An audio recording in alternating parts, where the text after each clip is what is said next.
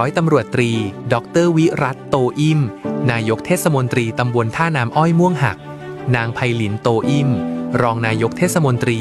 พร้อมด้วยคณะผู้บริหารสมาชิกสภาเทศบาลหัวหน้าส่วนราชการและพนักงานเทศบาลร่วมเป็นเกียรติในพิธีมอบเงินอุดหนุนโครงการประชุมปฏิบัติธรรมประจำปี 2569 ครั้งที่ 107 โครงการดังกล่าวจัดขึ้นระหว่างวันที่ 15-18 มีนาคม 2569 เพื่อส่งเสริมให้สาธุชนผู้เลื่อมใสในพระพุทธศาสนาได้มีความรู้ความเข้าใจที่ถูกต้องและสามารถน้อมนำหลักธรรมคำสอนทางพระพุทธศาสนาไปประยุกต์ใช้ในชีวิตประจำวันอย่างเหมาะสมณวัดพระพรางเหลืองหมู่ที่ 1 ตำบลท่าน้ำอ้อยอำเภอพยุหคีรีจังหวัดนครสวรรค์